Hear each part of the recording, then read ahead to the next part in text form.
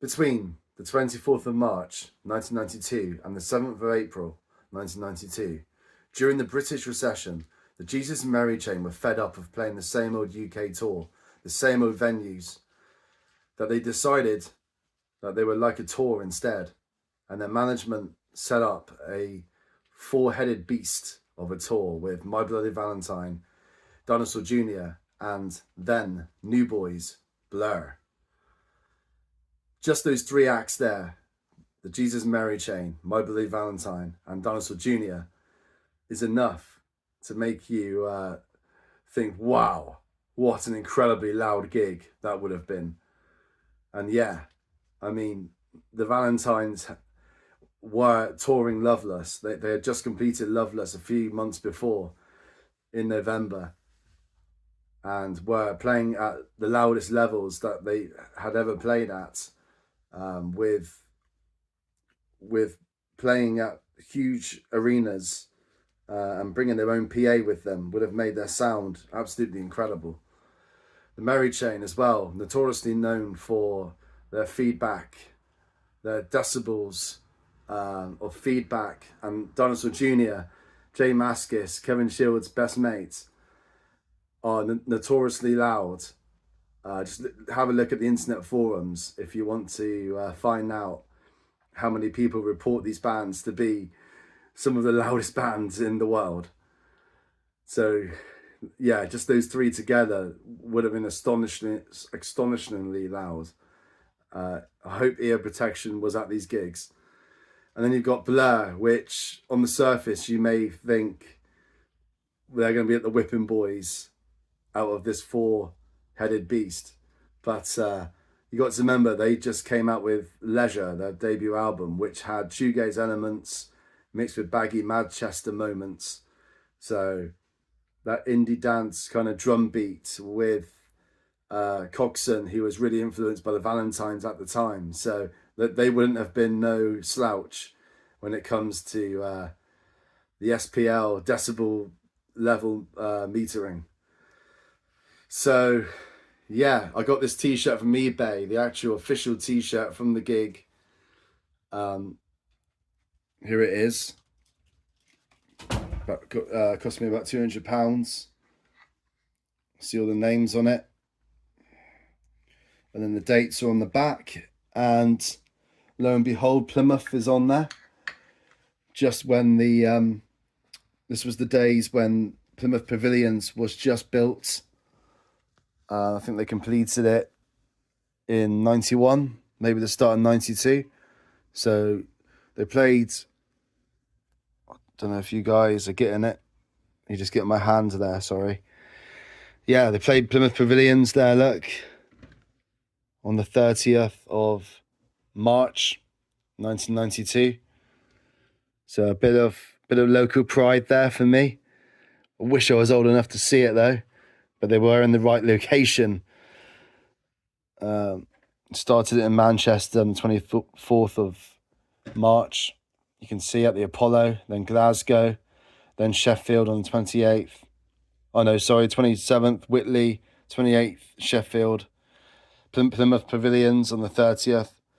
Then he went to Wales on the 3rd of April, National Ice Rink, then Birmingham NEC on the 4th of April, and then 3 nights at Brixton Academy, 5th, 6th and 7th. So yeah, I'm a proud owner there of the Rollercoaster Tour 1992 official t-shirt, and also got the bag as well with it, which came in the bundle.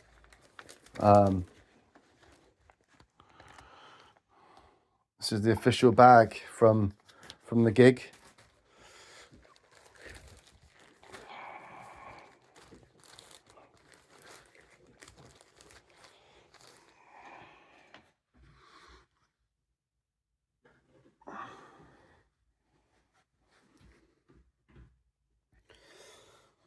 So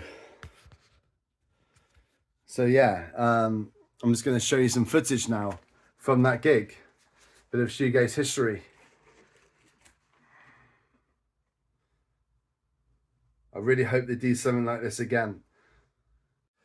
And later, In autumn 1992, the Rollercoaster tour was taken over to the States, where the Mary Chain were joined with Curve, Spiritualized.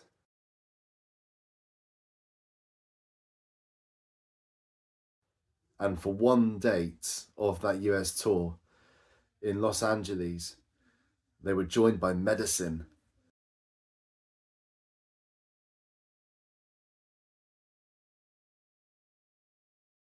Now think how loud that would have been. The Jesus and Mary Chain, Curve, Spiritualized, and Medicine all together. What another all-star lineup. You think the UK lineup's great? That US lineup is just as good, in my opinion. Wow. Especially that Los Angeles gig where Medicine joined them. I mean, they would have been touring Shop for Self-Living, which is a complete noise fest with great pop melody. And Curve would have just put out Horrorhead. Doppelganger, I mean. Yeah, with the song Horrorhead on it. So, yeah, that's incredible. Another insanely loud gig there in Los Angeles to rival these British dates. And Blur were touring Leisure, My Bloody Valentine were touring Loveless, Dinosaur Jr were touring Green Mind, and the Mary Chain were touring Honey's Dead. Insane times. What a moment in shoegaze history. 1992 was just as good as 1991, in my opinion, for this genre. Mad days. Who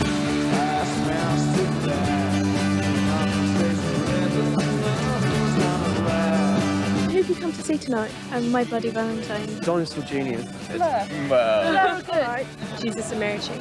The Jesus and Mary Chain, My Bloody Valentine, Blur and Dinosaur Jr. share the bill in the Rollercoaster project, instigated by the Jesus and Mary Chain. We just got really bored doing the same old British tour. We've been doing it for 6-7 years now. We just said to our manager, well, we're not doing it again. And he sort of freaked out and said, well, find us something to do that will be more interesting. It's kind of a four-headed beast, really, this tour. All with kind of slightly different psychotic tendencies. Somebody just asked me one day, I think our record label guy, Jeff, if the Valentine do it also. Jim Reed asked me, I met him, happened to meet him, and he said, "You're going to do it? What do you think about it?" And I said, "Seems like a good idea."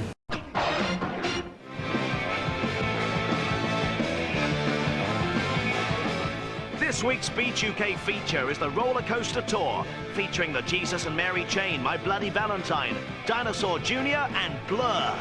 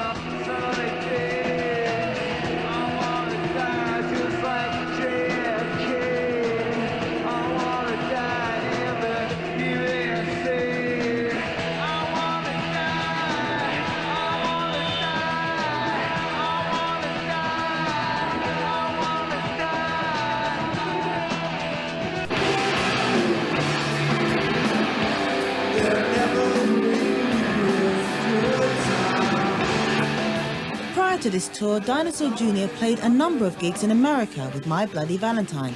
They're the only non-British band on the bill. It's really hard. It's as if we're from another planet. It's true. Almost as if we didn't exist. We don't even get to eat with the other bands. We have to eat separately. Yeah, they won't let us. It's horrible.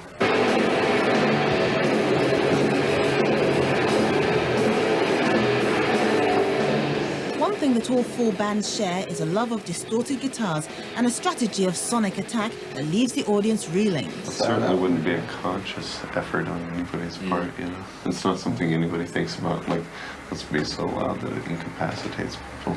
I think people want that when they go to a show. That's what they're paying for, is to just be damaged. I mean, by the assault whatever comes with it. I mean, anybody's favorite show is usually going to be one that's incredibly loud.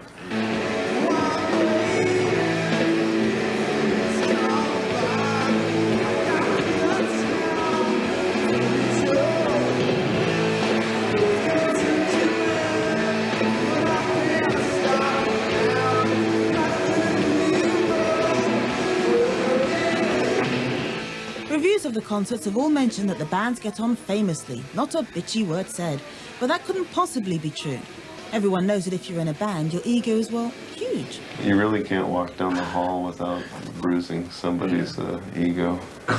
Fist fights. It's gotten to the point where any of us, we're just pretty much afraid to leave a room because we're just all walking time bombs. Yeah, everybody is just, you say one word, you say hi, you know, and you pretty much get your head beat off. Yeah, you know. definitely. It's ugly.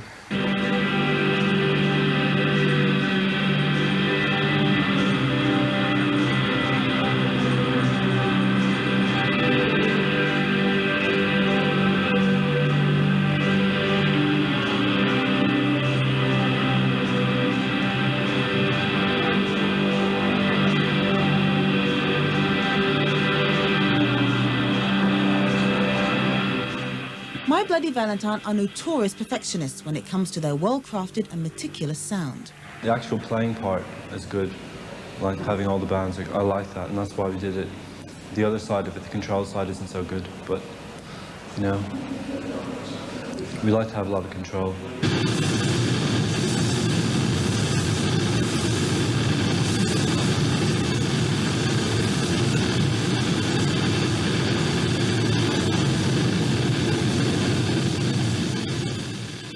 The Lollapalooza tour, which Rollercoaster has been compared to, was a concept with art shows, political canvassing, acting as backdrop to the music. The Rollercoaster tour... It's not a concept, because if it was a concept, you would have to have a band like House of Love on it as well, because then you would have all these bands that were seen to have influenced lots of other bands. But it's not really like that.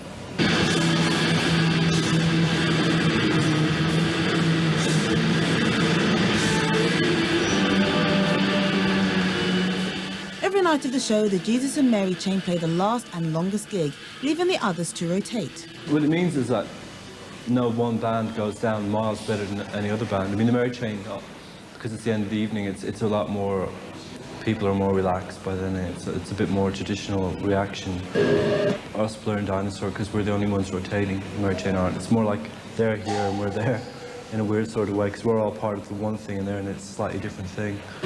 Because of that, it's interesting. I mean, Blur stand up for themselves. It's not like they're kind of the lower band or anything. Like, they get it, the audience like them, you know, equally, but that's because the audience is made up of all these different people. Do you think it's good value for money? Yeah, 12 quid, definitely. It's cheap, very cheap. 4 bands for 12 quid. I think it's good value for money, good for the youth for today.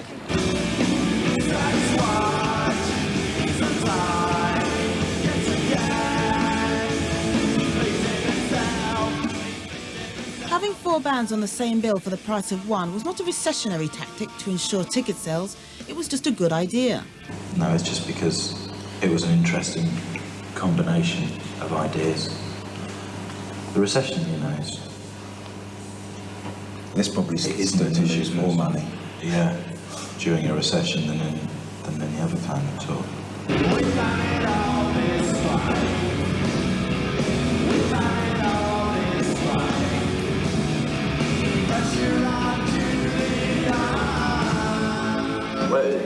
chance to do something slightly different, you know.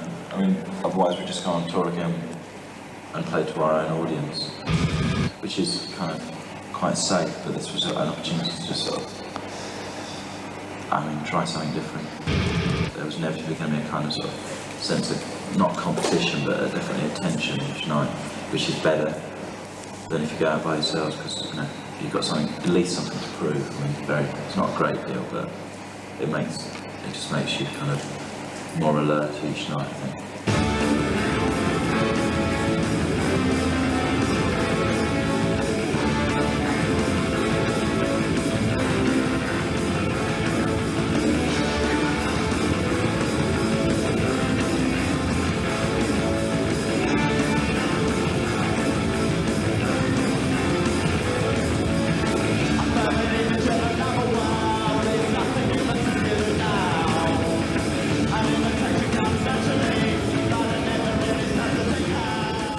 Best feeling is playing live when you haven't got a hangover, and the worst feeling is playing live when you have.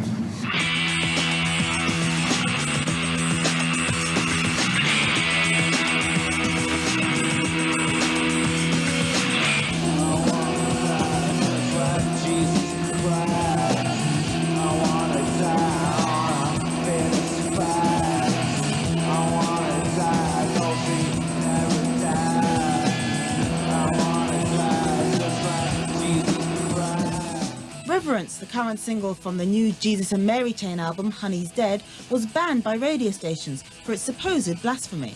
Well, I mean, it doesn't surprise me, really. It's I don't know, it's like people at radio stations. I mean, they treat the public like they're morons or something like that. It's so patronising.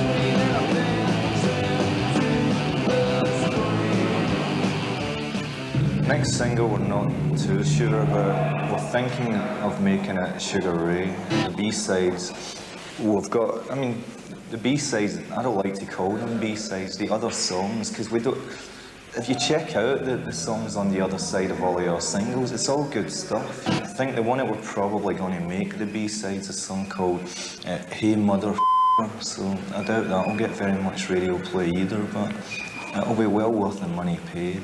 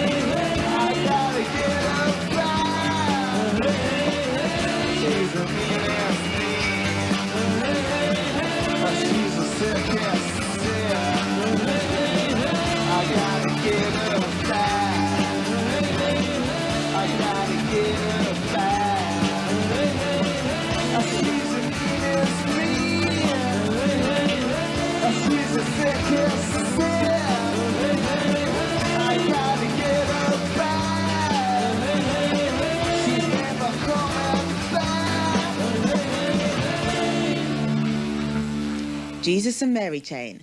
That's it from us.